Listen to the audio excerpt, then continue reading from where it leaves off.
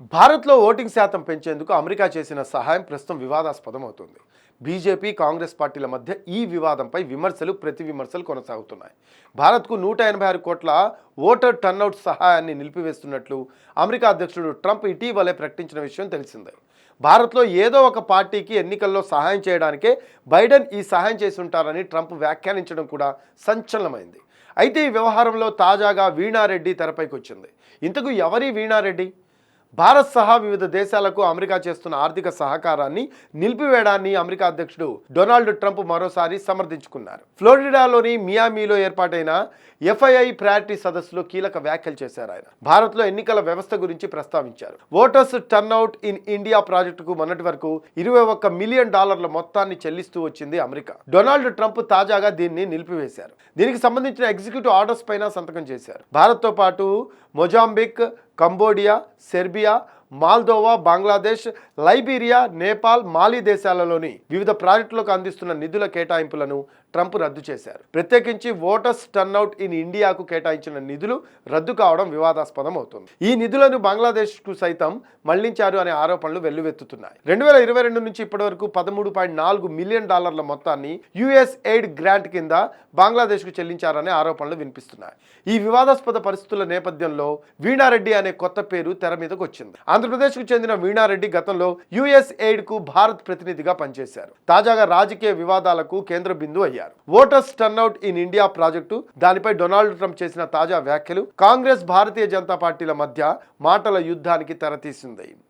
దేశ ఎన్నికల ప్రక్రియలో విదేశీ జోక్యాన్ని కాంగ్రెస్ కోరుకుంటుంది అనే విషయం బట్టబయలైందని బీజేపీ ఆరోపించింది.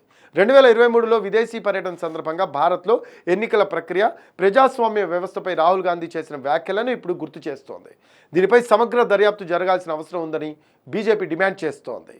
ఎన్నికల ప్రక్రియను ప్రభావితం చేయడానికి 2021లో యుఎస్ ఎయిడ్కు భారత ప్రతినిధిగా వీణారెడ్డి నియమితులయ్యారని బీజేపీ ఆరోపించింది. గత లోక్సభ ఎన్నికల తర్వాతే ఆమె అమెరికాకు తిరిగి వెళ్లారని గుర్తు చేశారు. ఈ మధ్య కాలంలో ఏం జరిగింది అనే విషయంపై దర్యాప్తు సంస్థలు రంగంలోకి దిగాలని, వీణారెడ్డిని ప్రశ్నించాల్సిన అవసరం ఉందని బీజేపీ నేతలు డిమాండ్ చేస్తున్నారు. ఇండో అమెరికన్ అయిన Veena Reddy America senior foreign service లో కెరీర్ సభ్యురాలుగా పనిచేశారు. భారత్, భూటాన్లలో మిషన్ డైరెక్టర్ గా ఉన్నారు. కంబోడియా, హైతీల్లో యుఎస్ ఎయిడ్ కింద వివిధ ప్రాజెక్టుల్లో కీలకంగా వ్యవహరించారు. Columbia university school of law, Chicago యూనివర్సిటీలో చదువుకున్నారు. వీణారెడ్డి యుఎస్ ఎయిడ్ ఇండియాకు 2021 నుంచి 24 మధ్య డైరెక్టర్ గా వ్యవహరించారు. భారత్ కు ఓటర్ టర్న్అవుట్ విషయంలో సహాయం చేయడంలో వీణారెడ్డి కీలకంగా వ్యవహరించారు అన్న ప్రచారం జరుగుతోంది. ఈమె 2021లో భారత్ కు వచ్చి 2024 లోక్సభ ఎన్నికలు ముగిసిన తర్వాత తిరిగి అమెరికాకు వెళ్లారు. వీణారెడ్డి యుఎస్ ఎయిడ్ డైరెక్టర్ గా ఉన్నప్పుడు అమెరికా నుంచి భారత్ కు అందే సహాయం గణనీయంగా పెరిగినట్లు సమాచారం. అమెరికా సహాయంతో భారత్ లో ఓటర్ టర్న్అవుట్ పెరిగితే అది ఖచ్చితంగా అధికార పార్టీకి అయితే మేలు చేయదని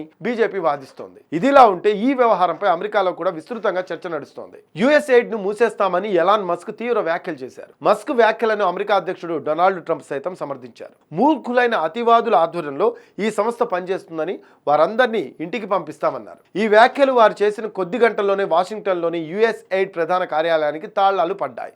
ఒకరోజు కనీసం మూసివేస్తున్నామని సిబ్బందికి ప్రభుత్వం మెయిల్స్ పంపింది. విదేశాలకు మానవతా సహాయం అందిస్తున్న సంస్థల్లో అతిపెద్దది యుఎస్ ఎయిడ్. అభివృద్ధి, భద్రతా అవసరాల కోసం 100కు పైగా దేశాలకు ఈ సంస్థ ఏటా బిలియన్ల కొద్ది డాలర్లు సహాయం అందిస్తోంది.